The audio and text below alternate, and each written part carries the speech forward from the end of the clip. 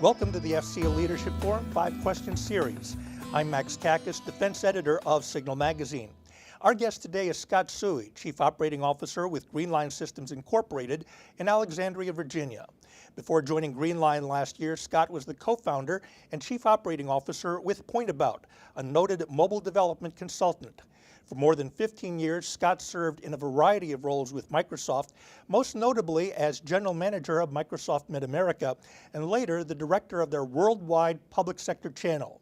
Now, in that job, he helped build teaming arrangements with government systems integrators like Lockheed Martin and Northrop Grumman, and federal agencies like the Pentagon and the Departments of Health and Human Services, Homeland Security, and Education.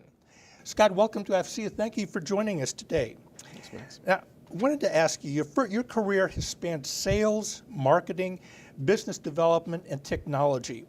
Out of all of that experience, what would you say are the characteristics that mark an individual as a potential leader? Thanks, Max. It's actually, as I've learned over the years, I believe it's a cross-section between two things. I believe it's a cross-section between the conviction somebody has and the connection that the person has both to their people and to the outside world. And if you look at that and put it on a grid where connection is on one axis and conviction's on another, you can place people in different categories. And people that are highly convicted but not yet that connected typically fall into a category where they're out there doing it but their folks aren't following it or they're not leading. Or if they're highly connected but not very convicted, they tend to lack the ability to deal with the conflict necessary to move things forward, and they look for approval. But when you find somebody that's highly connected and highly convicted, it's almost like there's momentum there that can't be stopped. Sure. Does that translate into something called passion? Because you have to sort of have it in the gut. You have to sort of have a passion for what you're doing to make the connections work. It does, absolutely. Passion is one of the major elements, and I would even say a skill of the connection aspect of it. Mm-hmm.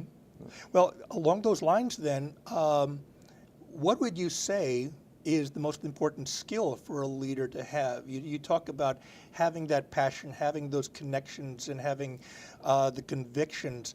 What would you say is an important skill for a leader to have?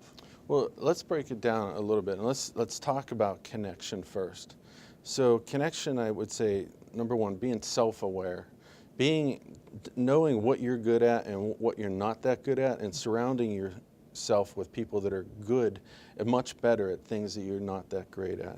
I'd say developing people. You have to, when you're a leader, you have to care about people. And people need to understand that you care about them and they're just not a cog in the wheel. And so developing people. You have to live your values on a day-to-day basis.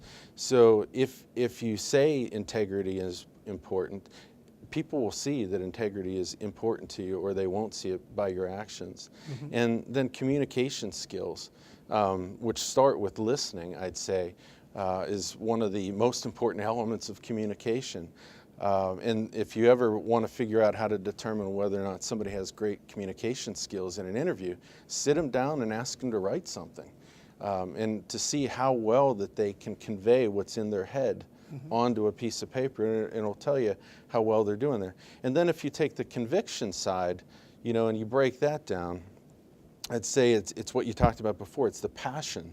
Number one, does the person have a vision for what they're trying to accomplish, as well as a passion for the industry that we're in? Do they keep up with technology if they're in the technology field? Do they read a lot? Do they school themselves? And then the most important one bridges off of that. Do they have a good reality sense? And that means, do they understand what's happening out in the world and how not to move too fast or not how to move too slow? You really have to have, as Colin Powell says, 70% of the data, and then you can go with your gut and move forward. The one thing I'd bridge off of at AFCEA, and one of the reasons I love AFCEA and the organization, is because it offers an element of being able to practice the connection element of leadership, as well as being the conviction elements of these skills as well. Great. Well, now, it's been said in management circles that you can't manage what you can't measure. And when it comes to leadership, how do you know when your leadership style is working, and what are some of the indicators? You mentioned some of them in answering the previous question, but how do you see somebody and measure them in terms of whether their leadership style is working or not? Well, if you do a good job, it's performance against goals. But let's break that down a bit, because at the first line level, there are elements of leadership that are incredibly important.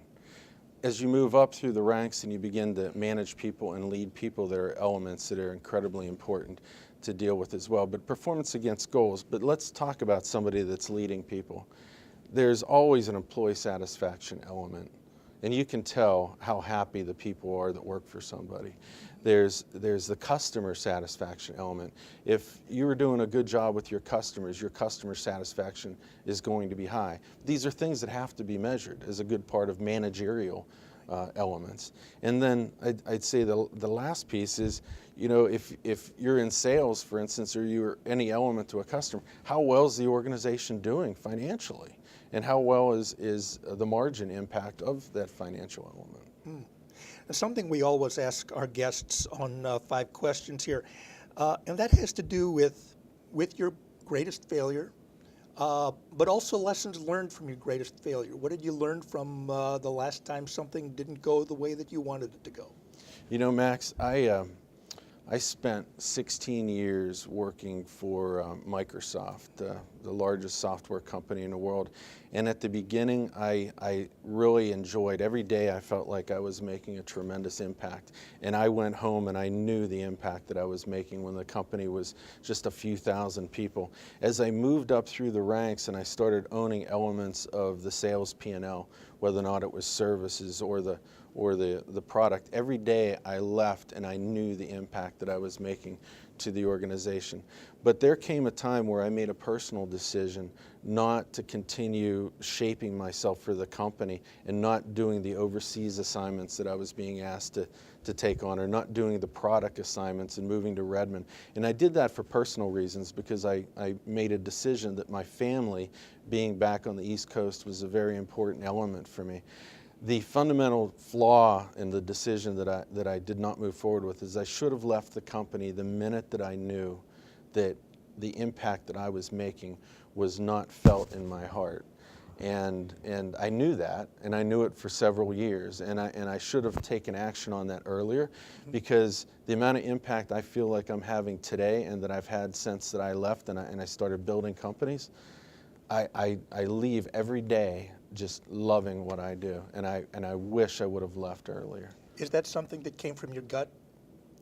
Well, it's something that I think that I spent a lot of time thinking about, and I did something in the last few years that I would coach just about anybody that's going through this process to do, is write your eulogy. What you want said when you leave this world. What is the impact that you've had on the world? What is your legacy? If you have a hard time writing that, you should spend a little bit of time thinking about what it really is, because that's going to be the element to help you make these decisions. And every day you should leave. What I'm working on, is it having an impact? Am I enjoying what I'm doing? You spend a lot of time at work, and you should enjoy it. Well, that's a good jumping off point for my final question to you, and that is, who do you consider a hero? Who are the people that you consider mentors or examples, role models? Who are your heroes, Scott? Max, if you don't mind, I'm going to answer that question from multiple angles. I'd say, first of all, I'd have to put people like Bill Gates and Steve Jobs and even Mark Zuckerberg on that list for one element. I know how hard it is to build a company from zero to something. and then it's even harder to take it from something like 2 million to 10 million.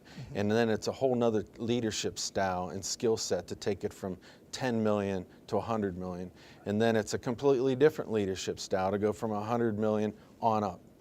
And for somebody like Bill Gates or Steve Jobs or Mark Zuckerberg to lead their company and make the necessary changes that they had to make personally and build a company for all those people to be successful in is a huge undertaking, and I really do respect it.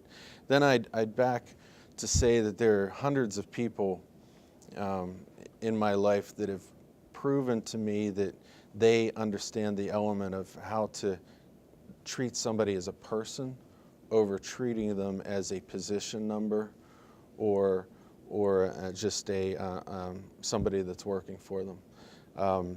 You can really tell when somebody cares, and people follow the people they trust, and people trust people that know that they have their best interests in mind. And it's very apparent when somebody has your best interests in mind. And to bleed into that, I think I also would put on that list my father. He taught me always put your hand out first when you meet somebody. He taught me the value of integrity. My grandfather taught me the value of hard work and how to help people in the world. And then I'd say that there's one individual that I met over the course of the last few years, Colonel Jim Slife in the Air Force. Jim taught me something that rings true on a daily basis for me. He said if management is about the processes, you know, how to be accountable and goal and deal all the things with managerial situations, and leadership is about the vision and providing strategy. Well, the element of the cross-section is leaders deal with management shortfalls. And if you really think about that, when leadership is true, it's when somebody brings a problem in that can't be solved because of either constraints of financial or constraints such as organizational, or there's just challenges with personalities. It takes leadership to break through those elements. And Jim taught me that, and I'd like to put him on that list as well. Sure. Well, a good leader is able to help his people, lead his people through a rough time and get to the other side. That's right. Very good. Well, Scott, on that note, I want to thank you for sharing your insight and perspective on leadership with us today, and we appreciate your support, and best of luck on your future endeavors. I'm Max Kakis. You've been watching the AFCEA Leadership Forum 5-Question Series.